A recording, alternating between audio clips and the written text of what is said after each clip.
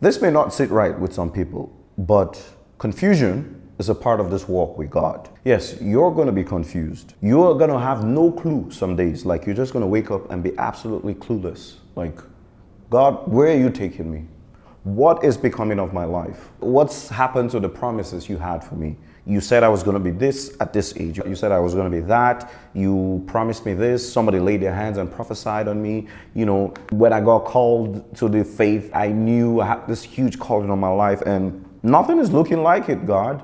Yes, confusion is a huge part of your walk with God. And let's not act like God is going to be speaking to you in an audible voice every single day. That's not going to happen either, you know. And it's the quietness of God that gets to us the most. Oh my God, the quietness of God.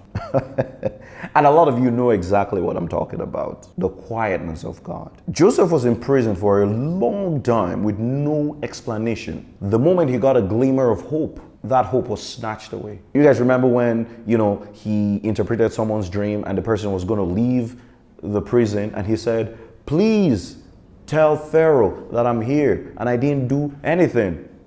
The guy went to Pharaoh's house and totally forgot what Joseph said to him. Confusion is a part of this walk. And the Bible says for 2 years, not a word. Confusion is a part. Not knowing is a part of this walk with God.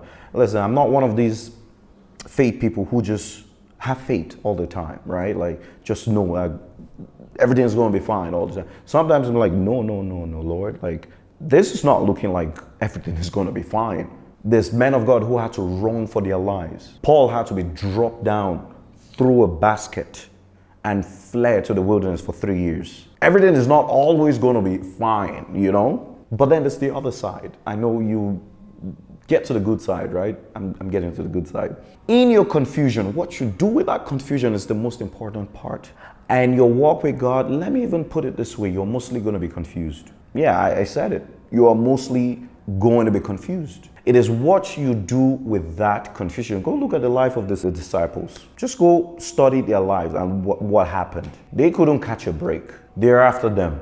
Somebody gets beheaded. Peter gets arrested, put in prison, about to be beheaded. It's just what you do with that confusion that is going to define your walk with God. And that is where the scriptures come into play. I will cast my anxieties upon the Lord. I will cast all my cares upon the Lord, for he cares for me. Full stop. Whether I'm on the mountaintop, he cares for me. When I'm in the valley, he cares for me. Whether the good times are good, he cares for me. Whether the bad times are rough and bad, he cares for me. Because I cast my anxieties on the Lord. And his yoke is easy and his burden is light. But you're going to be confused. Yeah, you're going to be confused. Surely you're going to be confused. You are confused right now. Chances are you're confused right now. What are you going to do with that confusion? What are you going to do with that anxiety? What are you going to do with that fear? That's what's going to define your walk with God. And when you cast it upon him, you can go to sleep. You can rest easy. You can talk to God about it. God, I am afraid. Lord, you told me to cross the sea and there is tempest. There's a storm. Didn't you send me across the sea? Why is there a storm in it? Yeah. And so that's the challenge. What are you going to do in your confusion? What are you going to do while you're waiting? Are you going to throw in the towel, or are you going to cast that anxiety upon the Lord? Because the Bible says, regardless of the situation, regardless of the outcome, regardless of anything right now, he cares for you. That's the bottom line. David was anointed king, and the next moment he had to run for his life for 17 years. David had to act like a madman at some point. Come on now.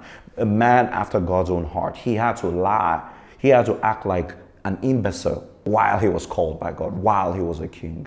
Don't tell me everything about this walk with God is certain. It's certainly not. And this is the best of the best, right? What do I do with that confusion? You can't tell me the Lord spoke to David every day of those 17 years. No. But he just kept walking. He just kept pushing. He just kept going. And the path was made straight. And the Lord touched down. The Lord will always touch down. The problem is when, right? But he will touch down as you cast your cares, as you cast your burdens upon him.